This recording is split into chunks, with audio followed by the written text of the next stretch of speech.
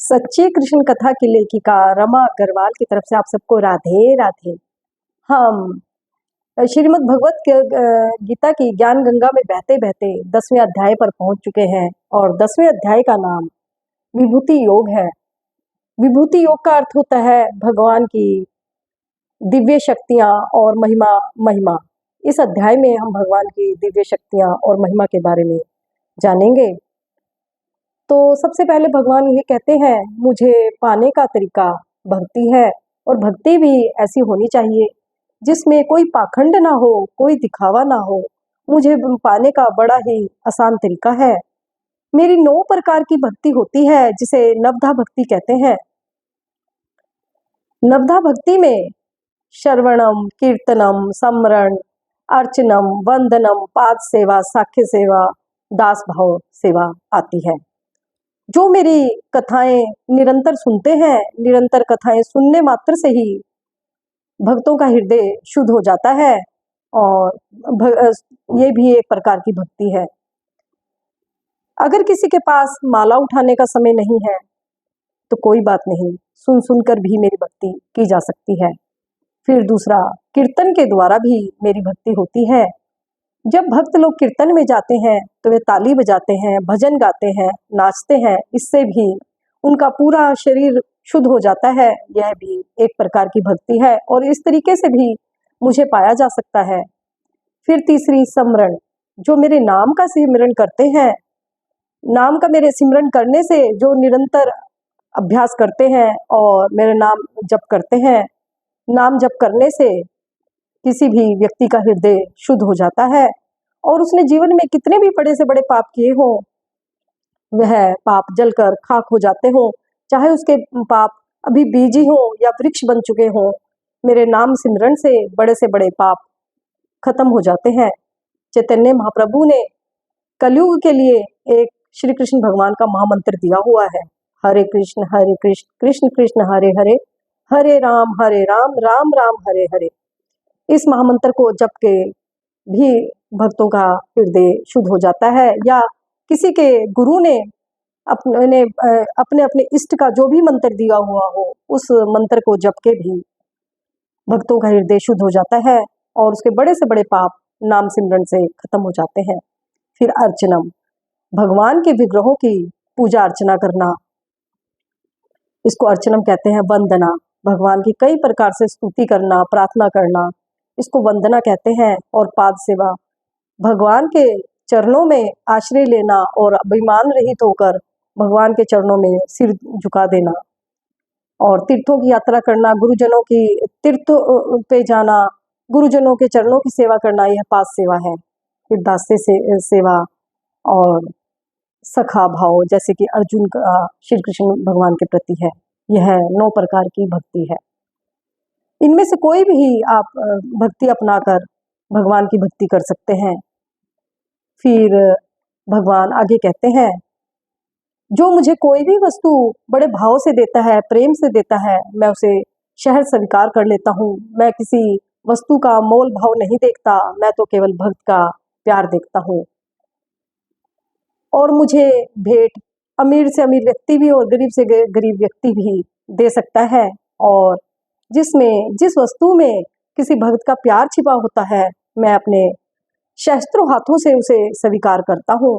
यदि कोई मुझे प्यार से बेलपत्र, जल, पुष्प, फल कुछ भी अर्पण करता है, मैं उसे शस्त्रों हाथों से स्वीकार करता हूँ।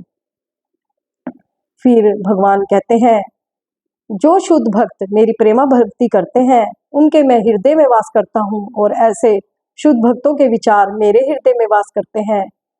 जो भक्त अपनी चर्चाओं में मुझे बीच में रखते हैं और अपनी चर्चाओं में ज़्यादातर मेरी चर्चा करते हैं, ऐसे भक्त पर मैं प्रसन्न हो जाता हूँ और उन्हें ज्ञान प्रदान करता हूँ। और वह शुद्ध भक्त भी कई बार ज्ञान प्राप्त करके समाज के कल्याण में लग जाते हैं। और ऐसे भक्तों को कई बार मैं संसार से यश और प्रसिद्धि भी दिलवाता हूँ। जो उनको इस संसार से यश और प्रसिद्धि मिलती है, वह एक सच्ची प्रसिद्धि होती है, क्योंकि वह मेरे ही द्वारा दिलवाई होती है। फिर यहाँ पर श्री कृष्ण भगवान आगे कहते हैं, मेरी उत्पत्ति को ना तो देवता जान सकते, ना महर्षि जान सकते, क्योंकि देवता और महर्षियों की उत्पत्ति मुझसे ही हुई है।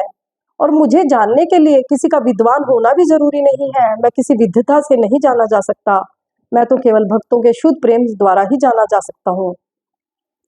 कई बार देवता और ऋषि मुनि अपने हृदय में, अपने मन में मेरा चिंतन करते हैं, परंतु उनकी चिंतन भी ये कोरी कल्पनाएं हैं, वह मुझ तक पहुंच ही नहीं सकते। कोई भी ज्ञान के द्वारा भी मुझ तक नहीं पहुंच सकता, केवल शुद्ध भक्त ही मुझ तक पहुंच सकते हैं। और शुद्ध भक्तों के सामने मैं कई बार प्रकट भी होता हूँ और वही मेरे साक्षात रूप में दर्शन कर सकते हैं।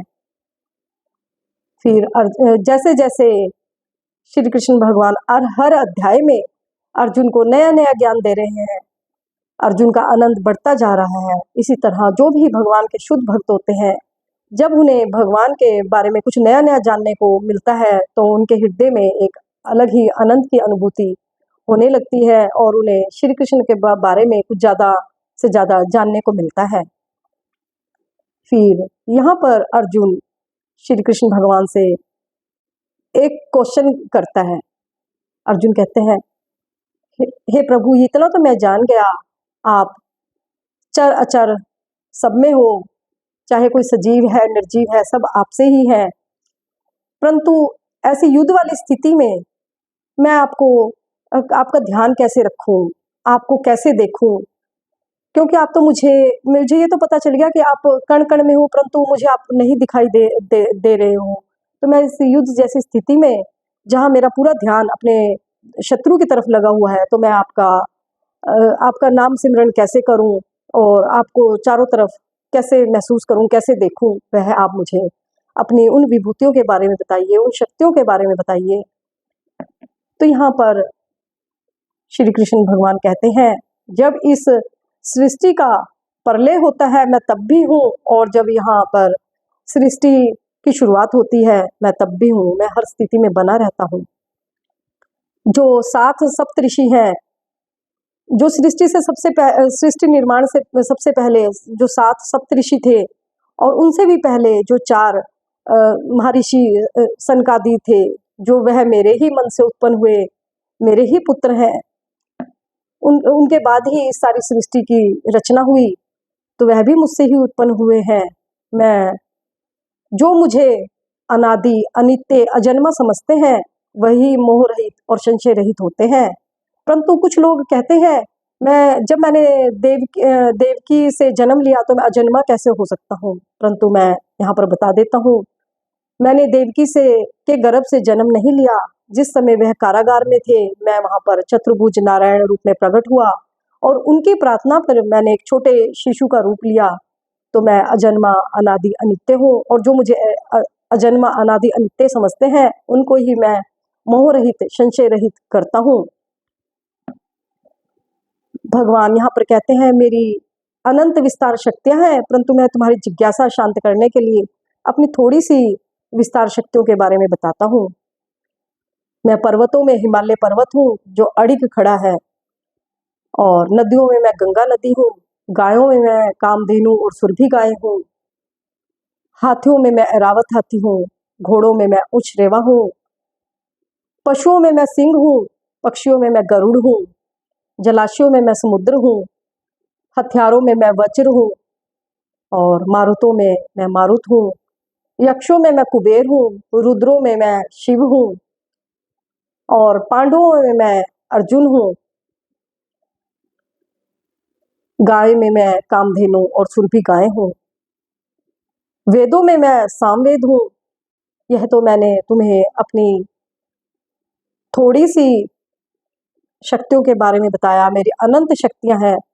ये तो मैंने अपनी बिल्कुल थोड़ी सी शक्तियों के बारे में बताया, जिससे तुम्हारे हृदय की जिज्ञासा शांत हो सके। अब तुम चारों तरफ मुझे ही देखते हुए यह युद्ध करो, क्योंकि मैं चारों तरफ फैला हुआ हूँ। यह तो मैंने तुम्हारी जिज्ञासा शांत करने के लिए केवल थोड़ी सी विभूतियों के बारे में बताया, और इससे ही मुझे लगता है तुम्हारा काम चल जाएगा। मेरी अनंत विभूतियां हैं, इसलिए तुम युद्ध जैसी स्थिति में भी मुझे याद करते हुए, चारों तरफ मुझे ही देखते हुए युद्ध करो। ये यहीं पे जो श्रीमद् भगवत गीता का 10वां अध्याय है विभूति योग, यह 10वें अध्याय का सार था जो आज संपूर्ण हुआ। अब हम 11वें अध्याय के बारे में मैं आगे वीडियो बनाऊंगी। आज के लिए इतना ही। जय जय श्री राधे।